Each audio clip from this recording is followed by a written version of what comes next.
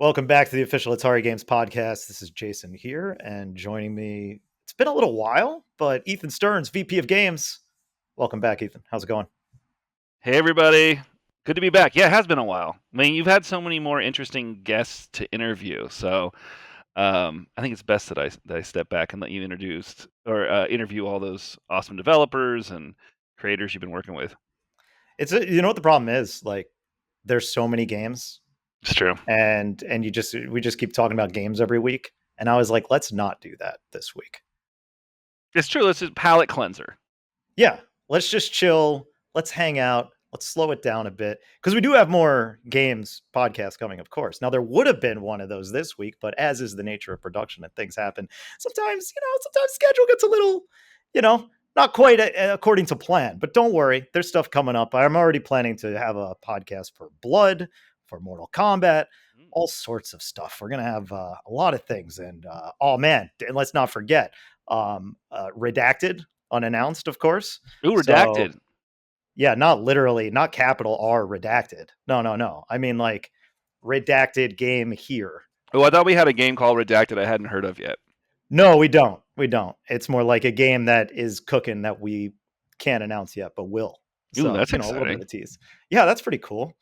You'll probably you I think you know about it, but that's all right. We don't need to dwell on that. We got to do a little bit of housekeeping first. First of all, Discord, link below. Join the Atari Club Discord. Review the podcast, say nice things, or say mean things, but still give us 5 stars. That's great for the algorithm. Preorder and or Wishlist, the Mortal Kombat Legacy Collection. That's coming in hot. That's coming in like just a few weeks. Yeah.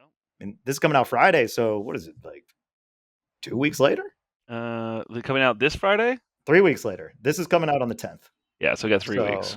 3 weeks. So get in that pre-order and or wish list.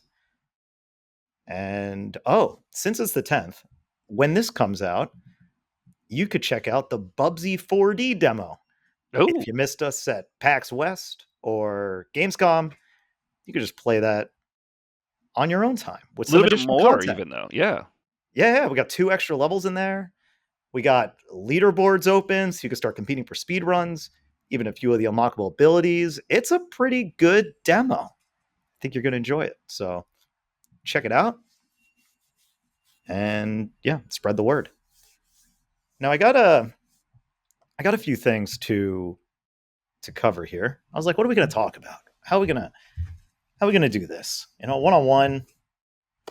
We talk to each other every day almost. Well, we haven't done this in a while. We're always talking about work stuff, so we can have some actual conversation now. Yeah, so let me ask you this. I want to start here. How is it October already? Isn't that a meme that's going around right now? Is it? Yeah, I think I saw that on John Oliver or something, making fun of all the news outlets who are thinking about October. I don't know. I'm mentally already in February, if that makes you feel any better. As we have so many games coming and so much stuff going on. I've been looking into next year quite a bit more. So yeah, October's going to come and go. It's going to start getting cooler. Time to make some chili. I actually just got my first group of boxes for costume I have to build for my son. So they all arrived this afternoon, so I have to start working on that. What's the costume? The Antenna Man from Deltarune. Huh. So he has like a TV for a head, and then like this like red sports coat, and kind of like a old like TV host kind of outfit, but then has like a TV for a head. So I have to. I'm gonna explore my cosplay skill set and build out of like foam. I got the foam that they use to build costumes for like fake armor and stuff. So yeah, I'm excited. It's all about the head, right? You got to get do you have the red jacket already? Yeah, I ordered all the clothing stuff I ordered, but I have to build. I have to build the. Are you gonna? What do you do for Halloween? You live in New York City. I imagine it's just crazy down here. Yeah, I do like a like a sexy subway worker. Oh, yeah, that's weird. That's what I'm thinking of doing this year. It's just like a costume you pull out every year. That way you don't have to think about it. You just have a regular go-to. Exactly, which is why I always got to lose that weight. Got to look good as I'm walking the streets of New York on on Halloween as the sexy subway worker. No, actually, my Halloween costume is the most low effort costume of all time. It is a Monokuma hoodie. You Monokuma, gotta get a obviously, new everybody hoodie. knows them. I know. Honestly, I'd like a new Monokuma hoodie because the one I have is super lame and it's paper thin, which is fine because it's still probably going to be 80 degrees in New York at the end of October at this rate. So that doesn't matter. But when it was cold at the end of October, it was kind of a tough one to wear. You'd kind of have to have a hoodie and then the other hoodie on top of it. Mm. But it's not quite right. It's definitely a cheap thrown together thing, but it gets the job done and it's one excuse to wear it and nobody knows what's happening. But it makes me feel better as a person. All So right. there's that. Good for Yeah. you. But who knows? Maybe you can combine the two. You could do a sexy subway worker that wears a Montezuma's how dare you? Zip up. Monokuma. Monokuma, I know. He's the villain from Danganronpa. I know what it is. You dressed in it I'm last year. I'm telling the people. I've worn that for many years. Many years I've worn it. But it's cool. It's fun. It's got a little hood. Like you put the hood on, it's got like the little ears Mm-hmm. and like the little teeth. It's cool. It's cute. You know, people love it. The ladies love it. Right. Yeah. Very specific demographics of people. Maybe really just wear like the shorts from the sexy subway outfit and then the sweatshirt. Anyways, whatever. How No, that's what October's makes it here. sexy though. It's the shorts and then just the vest. And then Right. that's it. That's what I and figured. then put the Monokuma shirt over it. Exactly. But yeah, October, we're in October. It's kind of crazy. Actually, I did want to do this with you. I wanted to look back on all the events because you are in the unique position where you have gone to every single event that we have participated in this year, correct? So I don't think that's true. I didn't go to PAX East. Oh, you're right. But I did. Between us, we've gone to every one of them. Yes. So did anybody go? Because it's GDC. This is what I got down. Tell me if I missed anything. GDC, PAX East, San Diego Comic-Con, EVO, Gamescom, PAX West. So there was CES, which neither one of us went to, but we go. Our licensing team goes, and then there's DICE, which is more of like an industry kind of business sort of event, but it's a really cool one for the games industry in Vegas. And then neither one of us went to Midwestern Gaming Classic, which David went to this year, which was really awesome from what I hear, and we're going to try to do more of that in the future. I mean, that and like the Portland Retro are really awesome shows, especially for like the Atari Age team and you know, a lot of our physical hardware stuff that we sell and just talking with fans. I mean, I had so much fun at Portland Retro last year. And that's coming up. You're not going this year, right? I'm not going this year because I did so much other travel. Oh, you are? I will be there. Yeah. I keep thinking about going out. Actually, I have a friend up there. I had so much fun. It's a short flight for me too. But that's like next week, right? It is. Yeah, it's a week from Friday. Yeah. So, anyways, starting to think of the ones we missed. There was another one. Oh, Too Many Games. Oh yeah, that was one that we kind of did a thing at. Sam Brown went to. Yep. But those are the only ones you missed, I think. Got it. Yeah. So what did so looking back, what were some highlights from the events? Yeah, I mean it's funny because I feel like we are a different brand, a different kind of we represent something different at each of these shows when we go to them, right? So when we went to let's think, I mean, GDC stuff is more of a business sort of inner industry event, which we have a good time at. And we go to like some parties and we see old friends, but there's a lot of like meeting with teams, meeting with new development teams and what's possible there. But then my first show of the year was Comic-Con, I guess. Is that right? Yeah. Which Comic-Con? San Diego, right? Wouldn't have been because DICE and GDC. Oh, DICE and GDC, but I mean, as far as like a consumer event. Oh yeah. Then that would be it. And that was really interesting just because we've never been there before as Atari, and we announced the Pac-Man 2600 Plus, which was awesome, and people loved that. Seeing that, we were right across the hall, or not hall, but aisleway from Namco Bandai, so we had a lot of fun interactions with that team. We were showing off the Mortal Kombat trailer and some other stuff there, but was mostly about the Pac-Man 2600 Plus. So it was funny just like talking to people about Atari, because we do this whenever we go to these type of events that are more fan focused. We undoubtedly run into people who or tell us like, hey, I love Atari. This was my memory from this game or from this piece of hardware that I had when I was younger, or sometimes it's more modern stuff as well. So it's more of a cultural brand thing that we did, I think, at San Diego Comic Con, and it was tons of fun. We sold a bunch of merch. People really wanted shirts and bought our games and stuff. It was a ton of fun. And then Evo, which I drove home from Comic Con and then was home for 2 days and then drove to Evo. Evo was fascinating because it's so focused on one genre of games. I'm trying to think of another example of that. Like, I mean, guess there's like QuakeCon. QuakeCon, yeah, supposed to be like first person shoot. I mean, I've actually Yep. never been to QuakeCon. I've always wanted to go to that. Yeah. But it was interesting in that it's so focused on the fighting game, but the fighting game community is very much an arcade. I mean, there's a lot of arcade roots to Yeah. that. So there was a whole arcade there. You were there as well. So that was fun. So we would walk over there and play some old arcade games. And then I think Atari at that event represented that retro, that innovative retro thing that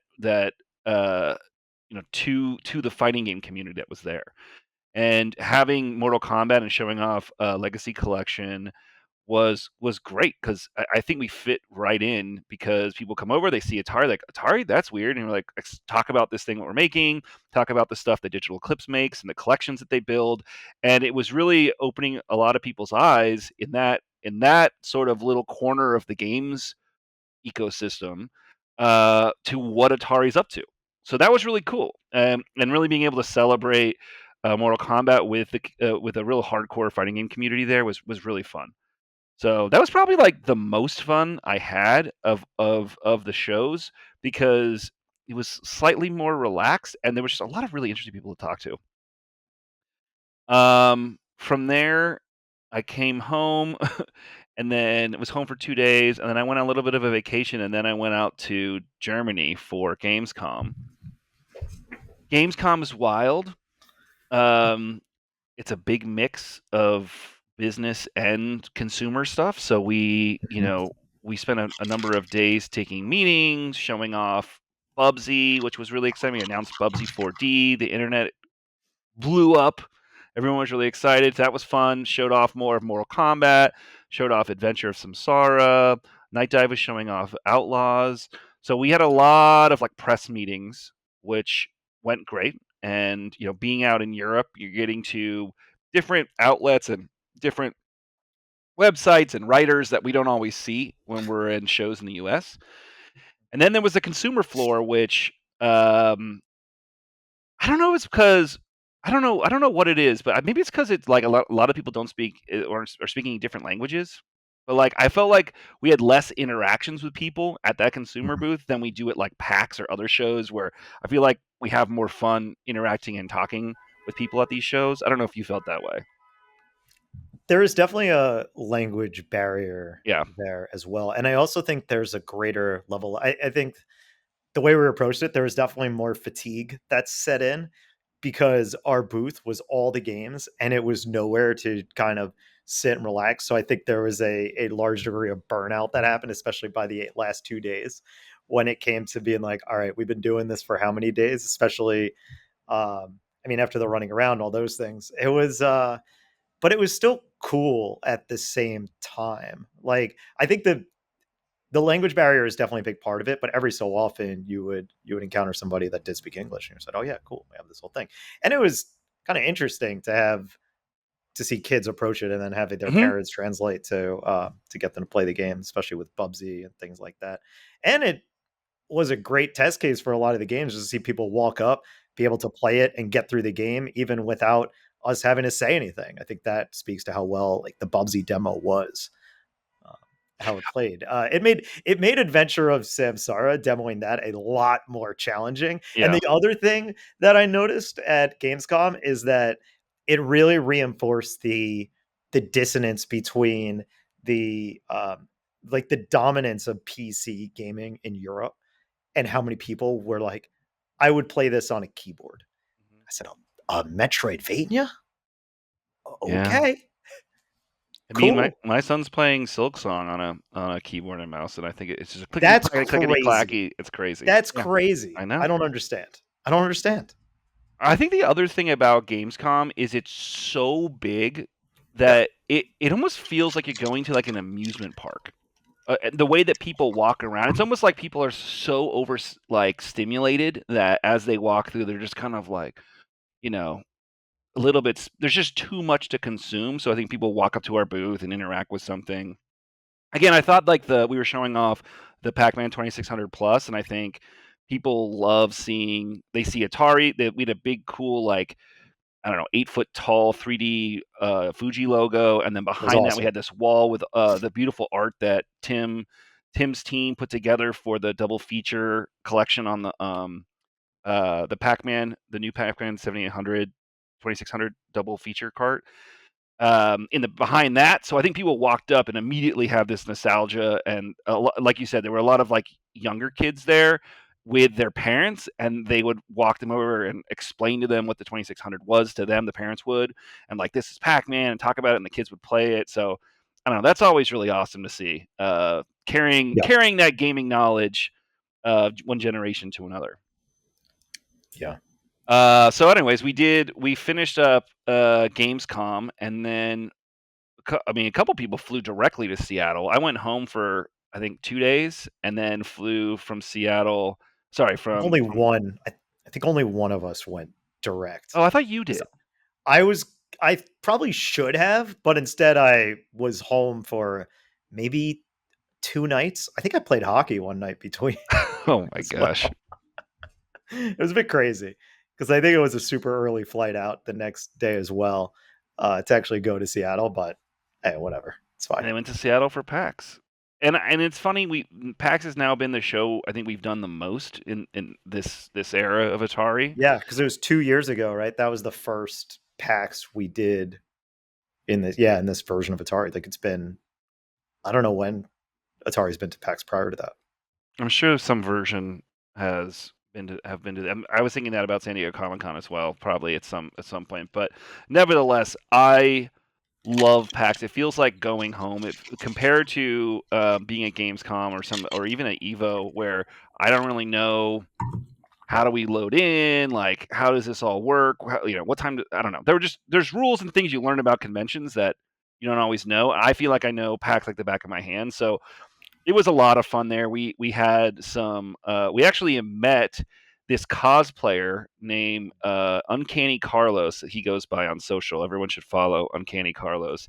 Yes. He came by our booth at San Diego Comic Con because he had built this 7-foot Shao Kahn costume and was like, wanted to put it on in front of our booth to celebrate Mortal Kombat. We were like, yeah, that's awesome. Ended up talking with him. He was friends with some other cool people, including like John Tobias, who's one of the founders of Mortal Kombat, like his son. So we were like talking for a while, and then he ended up coming out to San Diego. He was already going to Evo. So we talked to him at Evo. We were like, you got to come to PAX. And we helped fund him to come up there and put him up in a hotel there. And him and his buddy like drove this huge Goro costume up to PAX. So it was fun seeing Carlos again up there. He came by the booth. We, of course, I forgot to mention the Bubsy costume. We also made a Bubsy costume that I was in it. debuted.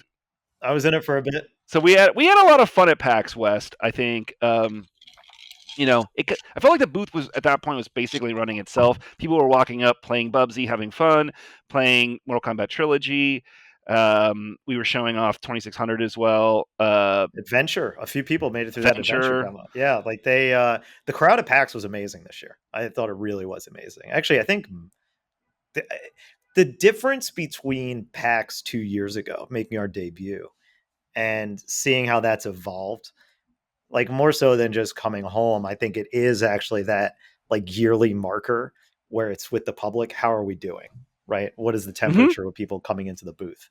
And this was awesome. I think, I think you made the point that when we first show up 2 years ago to PAX West, it's like a few people wandering the booth being like, what's this all about? And kind of making their Atari jokes, doing their jabs, whatever, which fair enough. Right. Mm-hmm. But zero of that this year, just people showing up and hyped, like asking about the games, like asking, like wanting to play Bubsy, wanting to play Mortal Kombat. It was pretty awesome. So that was Also, pretty cool. people that have come back, who are friend now we've made as Yeah. friends in different communities. There's like the pin community, people pin collectors, or the retro game hardware community. Like Pink Gorilla is based out of Seattle, but they have a new place in Vegas, and kind of Kelsey and is it Kelsey? Yeah, right. Anyways, Pink Gorilla is like everywhere, Sure. and they become closer friends with us, and other retailers and game companies. I just think it's become more of a community event when we're at PAX, and yeah, people come by the booth that we see every year, and they expect us to be there, and they're just excited to talk to us about what we're working on. So that's awesome. Yeah. I gotta look this up because now I'm all like self-conscious that I said Kelsey wrong. All right, well, go ahead and look that up. Yeah, the events this year were a ton of fun. I mean, the content. Yeah, you got it right. Yeah. You knew it. I mean, I knew you knew it, and No, I you didn't doubt didn't. you. Yeah, you I did. knew it. No, I knew it. You thought you I knew want me you to were right. fail. You want me to fall on my No, face. absolutely not. No way. No, the events this year were really great, and it helps with the content, right? Like that's always a big part of it. Like it becomes infinitely easier and more motivating with the games that you want to show off. Like it's and all the events this year are showing off. Like you just get super excited. I mean, I'm super hyped about our lineup. Like I couldn't wait to see people play Bubsy at Gamescom this year. It was I couldn't wait to be able to tell, like, even people who are more on the press side, some buddies of mine, like I wouldn't tell them. Like I don't.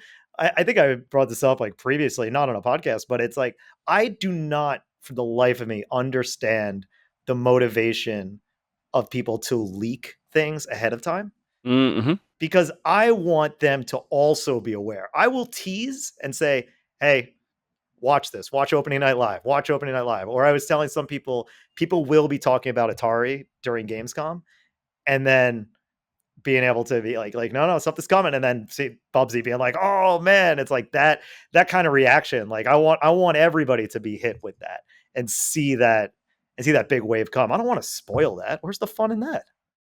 That's all Yeah. nonsense. So it Haters. was great.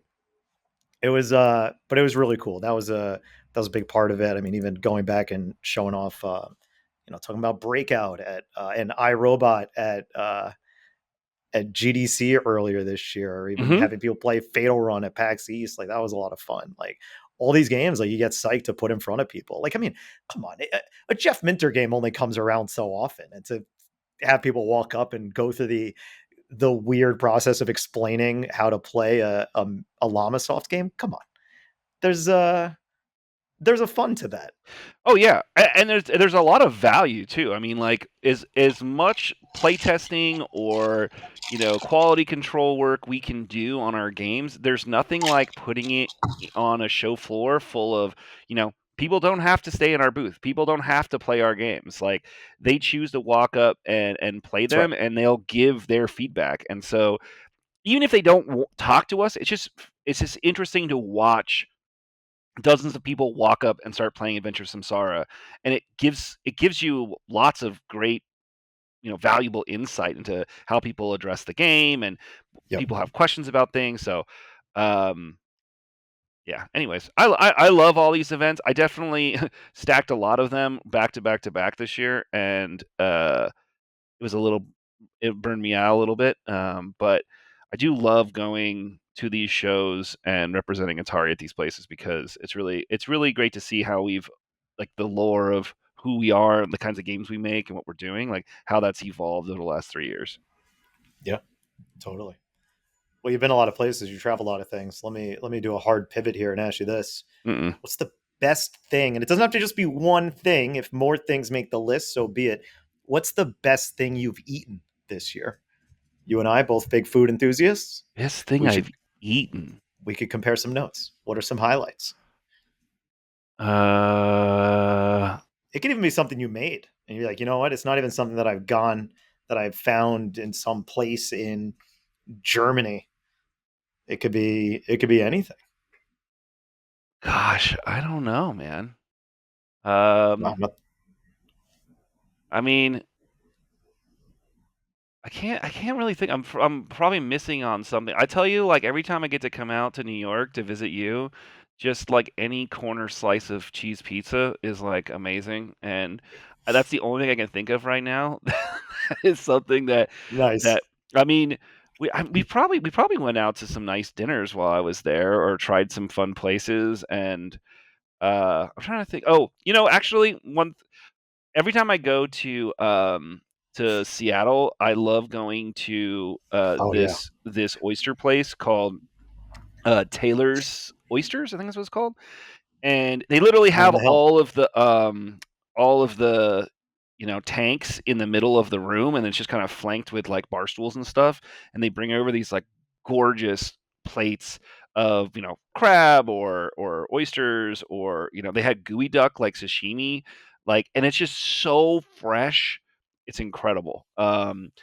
So that's not like a new thing. I go there every time we're at PAX because it's just so delicious. So that was something I really liked. I didn't say what was the best new thing you had. I mean, if it's Yeah, top of the list and that's the best, then so be it. Nothing has topped that mountain I'm sure of there's the some oysters on other. top of the hill in Seattle. I'll tell you, it was really funny. I there was an announcement about our involvement with this group called Thunderful in they're based in Switzerland, Mhm. Sweden, Sweden. Sweden. Thank you. And went there for like a day before Gamescom, and I went to go get. I was like, "Oh, we're here, gonna eat." That's the number one thing I'm thinking. I'm in a new place, a country I've never been before. Like, what am I gonna eat? And they were like, "Oh, we have this new hip restaurant we're gonna go to." And we went, and it was like Mexican street corn and like karage chicken and like kind of like hip foods from around the world. I'm like, no, I don't want to eat this. I want to eat like Swedish meatballs and lingonberry jams, or I want to eat like whatever local food. So that was a Yeah. big bummer for me because I was only there. I don't know if I'll probably go back next year, but um, yeah, that was a missed That's what's opportunity. funny about people are like, yeah, eat local. It's like, oh yeah, go eat where the locals eat. It's like, well, when I went to Paris, the longest lines from the locals were for ramen, Yeah. right? No one's lining up for escargot. But I find like street food is a better way of putting it. Like, what do people like Yeah. pick up on the street that's like before a sporting event, or during like I was in Germany, up in Munster, and they were having like a music festival, and there were like places to go eat, like restaurants to go to and get kind of common German fare, sausage and pretzels and all that stuff is really good, but like they had these like street vendors that were um making different things. Like they had these like potato pancake type things, and there were like Mhm. these fries with stuff on top of them. Like that stuff to me feels like culturally interesting. Like I wouldn't get this in the United States. Um, so usually street food, I feel like, is, even if the street foods like origins aren't, like my favorite food in Germany is kebabs. Right. Getting doner kebabs because they're so good. But they're like Turkish. They're not. It's not really German, Right. but they're kind of German. But anyways, Yeah. I had that you reminded me when I went to Portugal this year when I was on vacation, and there was this big festival in Porto, and there was a ton of those street vendors selling various like pastel de natas and like a bunch of these other sweets and things like that. It didn't matter what it was. I would walk by, I'd look at the cards, like, oh yeah, one of those, and that's where I would get probably the most. I mean, I found other places for authentic Portuguese food, but yeah, there is something to that. Like I remember I was in one place and I looked up what I went to the original Pastel Donato, which is like Pesto Belém, I think is what it's called. That's the place that originated that pastry. And they had and I was looking up and said, well, what they have more things than just this. I'm going to get it, obviously, but what are the other sweets that are authentically Portuguese? And they were sold out of the one that I wanted. But then fast forward to me a few days later, walking around that street and seeing this just display on this cart of everything. I'm like, oh, that's the thing I looked up. That's the thing. And then I finally got my chance to have it, in addition to their salted fish, which is the spice of Portugal, which I guess is salt. Salted grilled fish. That's what you're getting in Portugal. That's it. It's kind of interesting. It's good. Like it's always cooked well, but you're also like, oh, you got more, I don't know, seasoning? What do you got? Seasoning wise? You got something? Some pepper? You got pepper back there? No, that was good stuff. I would think it's interesting, like in when we go to GDC, a lot of the developers, like from Brazil or from other places that we know and we want to go hang out with, Sure. they always want to go to Mel's, like the Mel's Diner, to get like the most American. Like they want Yeah. like a chocolate shake and a cheeseburger, and they love it. And it's not bad. It's perfectly fine. Serve it in a paper Cadillac. Yes. But if you're in San Francisco, there's like all these great places to get food. But I get it. Like if you're traveling, sometimes you want to eat something that isn't really what the locals eat, but is still really good and authentic. And I don't know, it's a forever quest to eat something tasty. The funniest moment of that I had was I was meeting up with a guy who I met at DevGam in Lithuania at GDC once. I remember I had some time, so I was meeting up with this guy Daniel Saxey. You can follow him on Instagram. I think that's his name. He's a saxophone player. He's done some music for some games. That's why he was at that event. But he also just books events where he shows up to events and plays the saxophone. Like they'll have a DJ and a band, and he's hired as the saxophone guy. Awesome dude, really nice guy. And we meet up. I'm like, yeah, let's get some food. Let's grab some dinner. Where do you want to go? And he's like, Chipotle? So we go to what I have now determined is the worst Chipotle in the country, which is the Moscone Center area Chipotle. That one is rough. Like, not very good. So there you go. But he wanted Chipotle. I'm like, how is it? Like, oh, it's great. Okay. We could have gone anywhere, but you wanted Chipotle. So we got Chipotle. And I love Chipotle, but couldn't even go to a local favorite like a Super Duper Burger or something like that. I get it. Fine. Well, like when I was in Sweden, when I was taking the train out of Sweden down to Germany, I'm sorry, no, that wasn't. I was flying out. The KFC was like exploding. Like so many people at the KFC at the airport. I couldn't believe it. I love going to fast food places internationally just to see the difference. And I've discovered in a lot of my travel this year, like there is an American complacency with a lot of our own brands.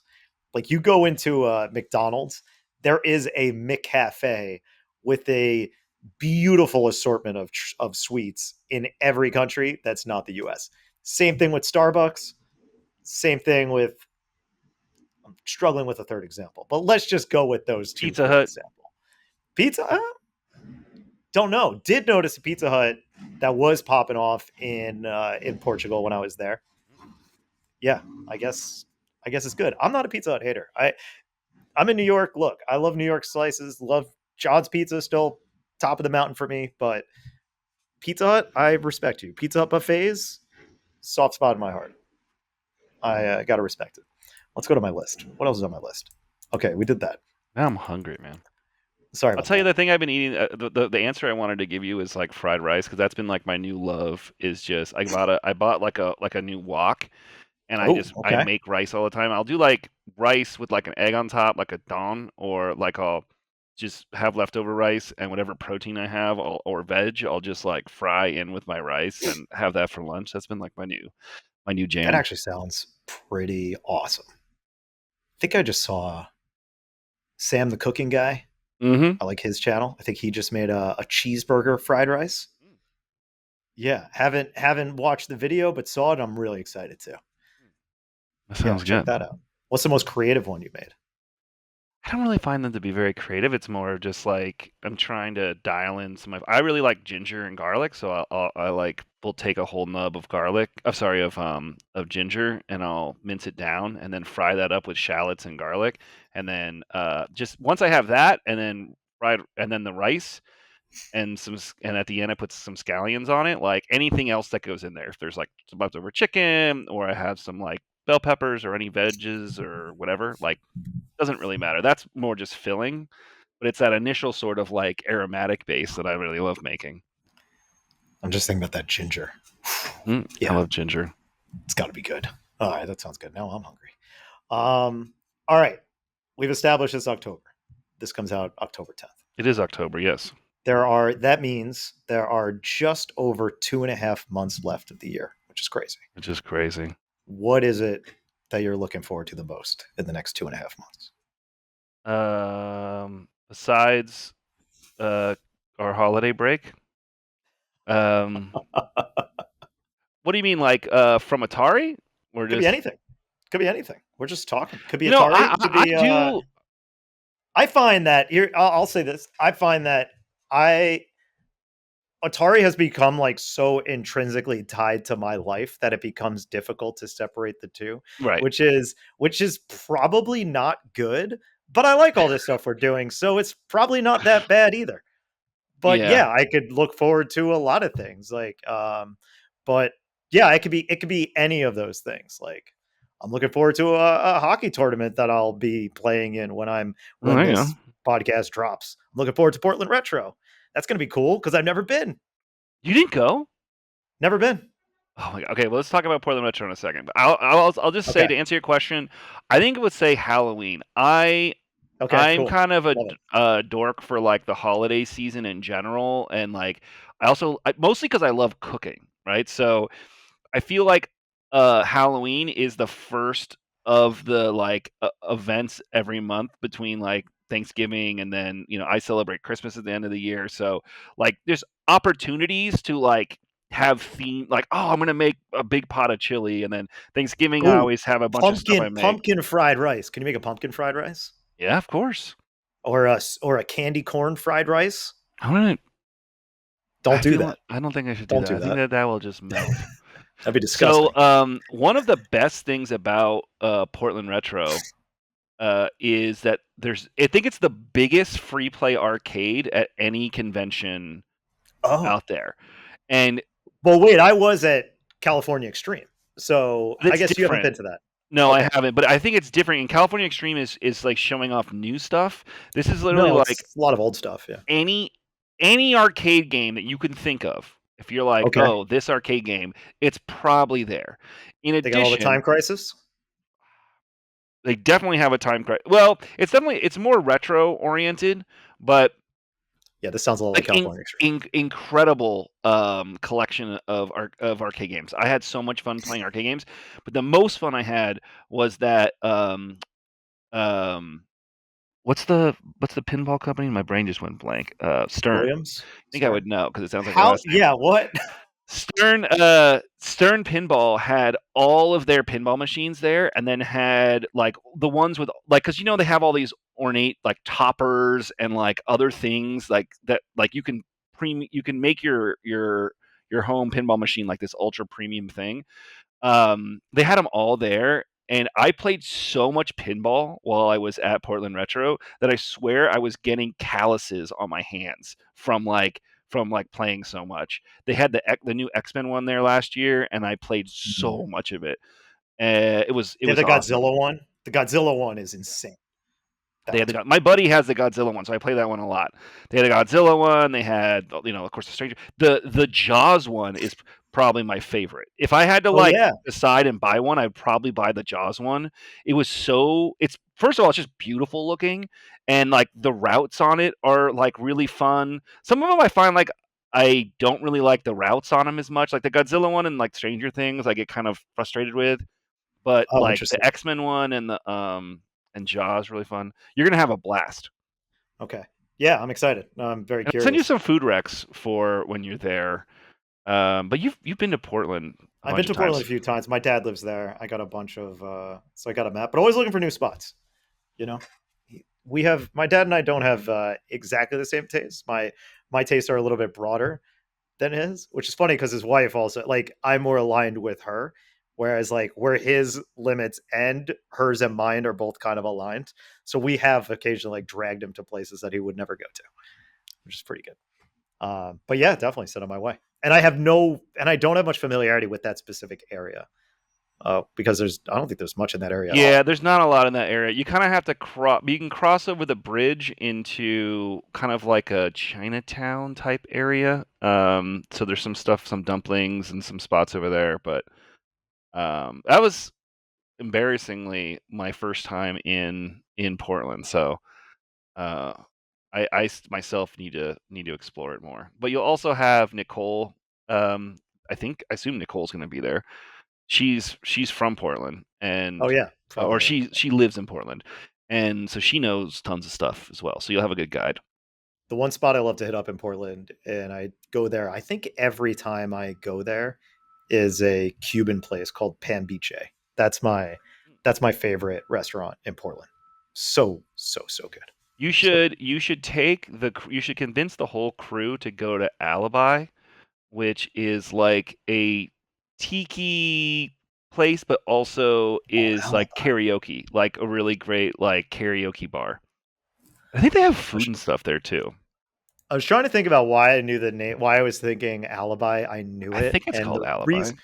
the reason I know it is because my I when I went to Japan the first few times, we always went to this bar called Motokare, and it unfortunately closed down. But the guy who opened the bar opened a second bar called Alibi in Roppongi, like trying to create this place for businessmen and things like that. And he opened that right before he got kicked out of the country.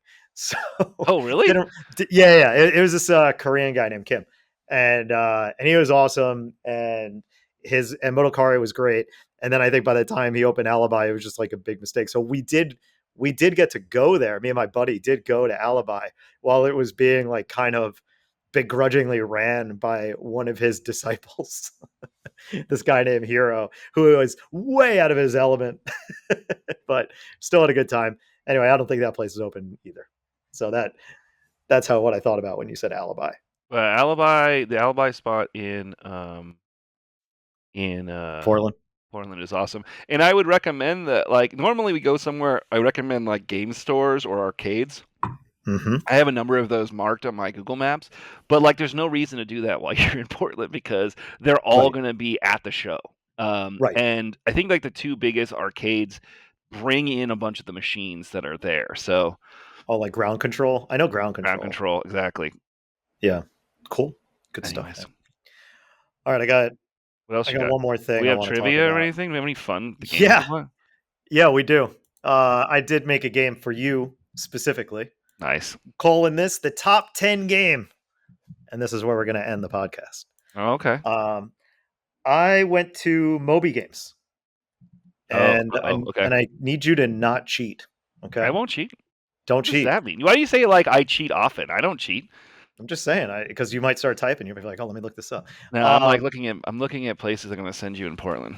oh, great! And I looked up Ethan Stearns on Moby Games, Oh, geez. Okay. and I took your listed credits. Now it's not all of them. There should be more, but there are 19 games that you're credited for Mm-hmm. on Moby Games. All right. So what I'm going to do is I'm going to give you a chance to guess your top 10 and you'll get 3 strikes. Top 10, So I want to know how many of your top 10 by Moby score.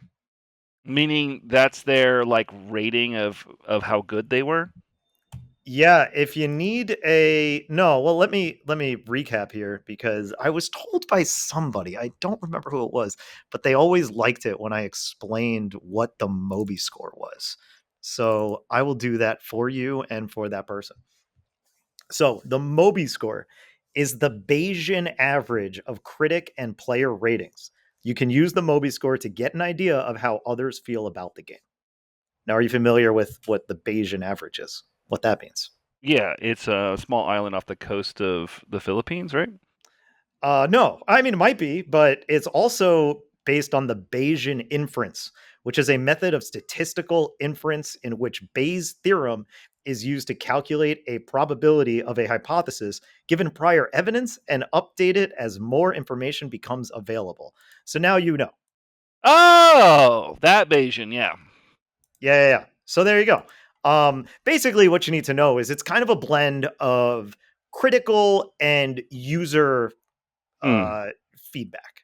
That's how Jeez. they're getting it. So it's not purely critical, not purely user, but a little bit of both. And it can change over time. So it's not locked in. Okay. All right. So think about it. Think about games that you are credited in, I don't. I how mean, they it's may gonna be appear on and just you could start easy, right? You have okay. 19 games here. You could take a swing first up, 50-50.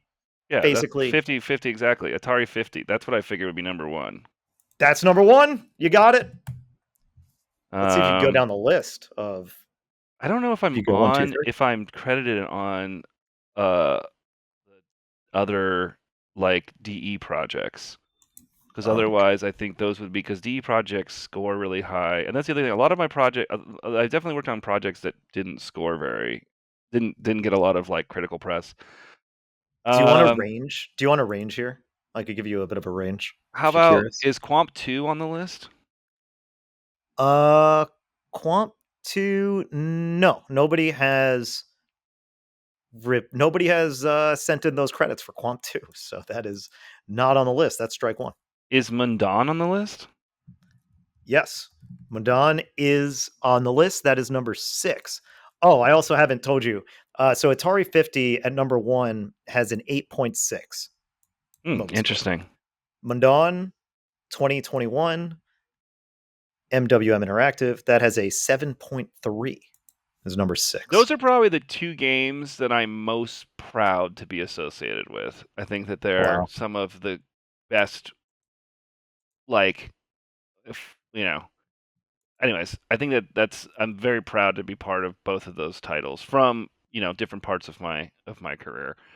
Um, it's so weird. So, I mean, I feel like There's there's some here that I can't wait to ask you about afterwards, but none of those are in the top 10. is Tale of Despero in there somewhere? That was the one I wanted to ask you about. That is the the lowest Moby score here. You are there as a special thanks. Yeah. I worked at Brash Uh, Entertainment. That was my first credit. I have the physical version of that game somewhere because in the booklet I'm credited, and that was my first video game that I was credited on. So I was very excited about it. why a special thanks? Like, what did you do on that game? So I was like an assistant basically at Brash Entertainment. So I worked in the publishing department. I didn't really have like a real like credit, but I helped. That was a small company. I helped in a lot of different ways across production and publishing, and so they gave me a special thanks, which I was very grateful for. Got it. Well, because that was on the list, I'm going to give you a little bit of a lifeline here. And instead of giving you 2, I'll give you 1.5. So you still got 2 more strikes before I just tell you the list. Um, I mean, I feel like. Can you tell me like what percentage of the top 10 list is Atari games that we published? You and I worked on together.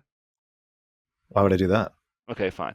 Um, so is Tetris Forever one of them? That's number 2.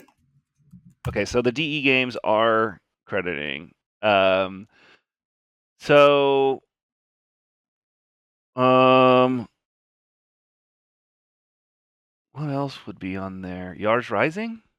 Yars Rising. Oh, sorry, I didn't do this. So Tetris Forever is number 2 with an 8.0. Yars Rising is number 10 with a 7.0. Okay. And these are also games that we pushed review scores, so there more review scores were given for some of these titles. So, Maybe, but keep in mind it's also users as well. User sentiment is part of this rating. Is Stonefly on the list? Stonefly is number 11. Oh, interesting. That's a really good game. Well, does that mean I only have one more strike? One more strike. That's right. Huh. Well, I'm trying to think. I mean, I feel like I could just randomly stab at like Atari games that might have gotten like enough review scores to show up on here. Like, Well, why not? How about looking at it this way? Why don't you think about like what are some of your favorites, or what do you see as the most like quality Atari games that have come out in your time here? um, yeah, I mean, like I was Don't really proud of Quamp 2. Like, so the fact that didn't get. I mean, I felt like that game just kind of totally. maybe it was the title or just the timing or how much like reach we had at the time of putting that out. It's kind of an obscure title, but I also think it's like really good and fun to play. I think Mr. Run and Yeah, it's Jump awesome. is Mr. Run We'll and Jump go. on there. That's number 3 with a Okay. 7.7. I think Mr. Run and Jump is really awesome. Oh yeah, it's great. I mean, uh, does it have to be new? So am I credited on Roller Coaster Tycoon Classic for Switch? Probably not. No, no. Then that's 3. That's it. Okay. Well, the other one I Well, wanted to ask about was Creature in the Well. Is Creature on the Well in there? I'm actually surprised that it's not. But keep in mind, like these are all user submitted credits. Mhm. So if nobody submitted the Quamp 2 credits or the Creature in the Well credits or the RCT credits, then that's why. So if you're listening and you want to submit some credits, get on that. But here's the rest of them. Okay. So Mr. Run and Jump was number 3. Okay, so I got Atari Ox, 50. you got Oxenfree Atari 50. 2. Oxenfree 2 is number 4 with the 7.6. Interesting.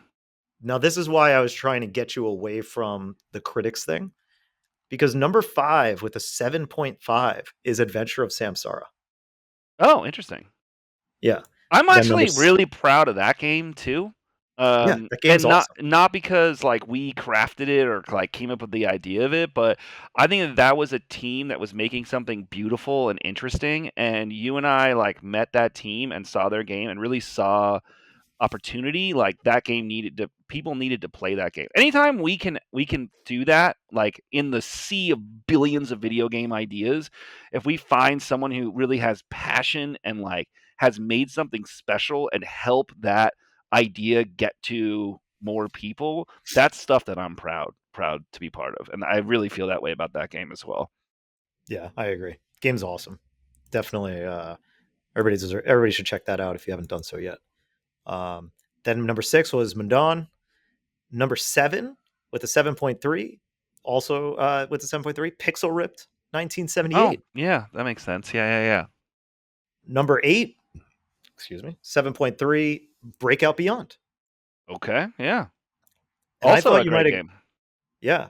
And I think you might have got there with your DE run, but at number 9, Mighty with a 7.2, Mighty Morphin Power Rangers, Rita's Rewind. Interesting. I You didn't are know I was credited on credited on that. that. Now, I want to know about this one. On your list as well. I was going to ask about the Tale of Despero, but you already did that. The other one that is here that is kind of funny that I apparently people love when I looked it up on Steam, Groundhog Day, like father, like son. That has a 6.9. It's Yeah. number 12 on the list. What was the story there? Yeah, that was a weird time in my life. So I was working on I was specifically brought on to work on like VR titles for I had just come off of doing a number of kind of very arty like VR titles. This is like during a period where like we don't really have the current the current Meta Quest and all the stuff that everyone like. It's a little bit more prolific now, which is crazy to say because I don't even think it really is prolific now. I think the market is still very small. But back then, I had done some weird arty stuff, and I was helping a company bring new VR titles out, and they were working with Sony Pictures on some of the Sony Picture titles IP, and then we were looking at like what IPs could we work with, and like that did not include Spider-Man, did not include Ghostbusters. So it was like kind of after you take those two off the top, you're kind of like, okay, well, what does Sony actually have to work with? And they had a number of their new movies that were coming out at the time, which I don't know, it's kind of a hit or miss. And I kind of liked the idea of doing Groundhog Day as a game, because when I think about the movie Groundhog Day, it's sort of that, and like Edge of Tomorrow are kind of like game mechanics, right? It's like Oh you yeah, sort of like play it's a like the thing, roguelike. and it's a roguelike, exactly. Yeah. So originally I liked that idea. We had talked about doing it, and I met this amazing team out of Madrid called Tequila Works. Tequila Works did this game called Invisible Hours, which if you have VR and you play VR, I highly recommend you check out.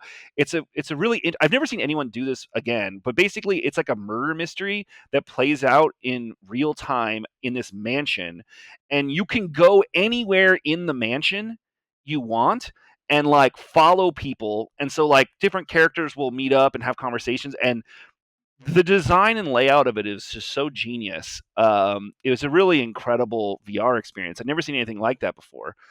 And that, amongst a couple other titles that Tequila Works had worked on, um, we thought it would be a really cool team to work with. So yeah, we made that game. There was some struggle and like kind of on the narrative side of things and what we could do. And then what came out on the other end, I think, was not as focused as we would have. It was probably what we should have done, and maybe it was a little bit too arty because I was a little bit of more of an indie arty guy at the time. But yeah, I have a huge poster signed by the whole crew and cast over here. It was a really fun title to make, and yeah, I was proud of the work we did.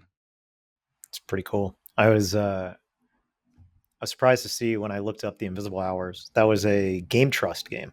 It was Hmm. the briefly around GameStop gaming publishing label. They had some really good games in that under that label because they had that Insomniac game as well.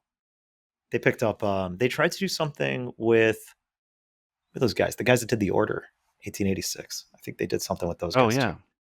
Anyway, there was like a kind of like a Pokemon like thing, I believe. But yeah, they had some really cool stuff. But yeah, interesting. Those were that and Despero were the two. I said, huh, those are probably Yeah, I worth worked at Brash digging a little bit on. Entertainment back then and the company, I didn't get credit on it, but Jumper, which is sometimes known to be the Oh, worst game of all time, which is really funny. I Um, remember that game. Yeah, what else did they do? Jumper, like this, like Alvin and the Chipmunks, like sing along game. They did. Um, Brash Entertainment. I don't know. It was also a weird time because it was kind of like the dawn of the 360, and I'm sorry, Xbox One had just come out, and so there was No, still. it was mid 360 generation Oh, because so that was it's right. 3 years after the 360 came out. It was like 2008, 2007, because that came out in 2005. Wii and PS3 came out in 2006. So, but at that And at yeah, that they had, time, like the PlayStation 2 was still the biggest console in the world, and like the yeah, 360 had been out for a long time, and the Wii was doing huge numbers. So right. when you would make a game back then, you were making it for the 360 and the PS3, but then less people had those than had PlayStation 2s, and then all these people had, and then the or not Switch, wow, the Wii version was totally different because you had like the waggle controller and like the power wasn't really there. So it was like launching games during that era was so weird. You had to make so many different versions of. Plus the DS was still big, so you were making DS versions of games. It was a weird landscape for making titles. Oh wow! It turns out Tale of Despero was actually published by Atari in some capacity. I also worked on another Did not game know that. there called Space Chimps, Yeah, and based on that movie, that was Space Chimps was made. The DS version of it, at least, was made by Way Forward. When I was over at the Way Forward offices, oh I saw cool. that there. I was like, "Whoa, that's weird." I worked on that game. That's wild. Anyway, nostalgia, What's right? your earliest credit that's on there? My earliest credit? Ooh, good question. I could. Let's see here. I wonder if it starts with Centipede Recharged. I don't think they're gonna credit anything. Yeah, I'm right. Pong Quest. Mm-hmm. I have a design credit on that. That makes sense. And then I'm right. Centipede Recharged. I have 17 credits, which is lower than what's actually the number. That's all right. But hey, look, that's an hour. We did it. That was all I really had. But thanks for joining me on this Yeah, and that was fun. Going on that journey. Anything? Where can people find you if they wanna talk to you on the streets Yeah, I mean, of the internet? I'm Edog Lost on the internet. You can find me on X or Twitter, as I still call it. Although I don't really go there very often. I'm on Blue Sky, the same Edog Lost. You can find me out there as Edog Lost. My Twitter/X was hacked and then suspended, and that was after I wasn't on it for, I don't know, 7 months. So good riddance, I guess. Yeah, Don't care. there Yeah, we that's go. fine. So you can find me on Blue Sky at Jays of Doom. And of course, comment below. I read all the comments and appreciate all of them and appreciate all you for listening. So thank you. And thank you, Ethan, for joining me. And we'll catch you on the next one.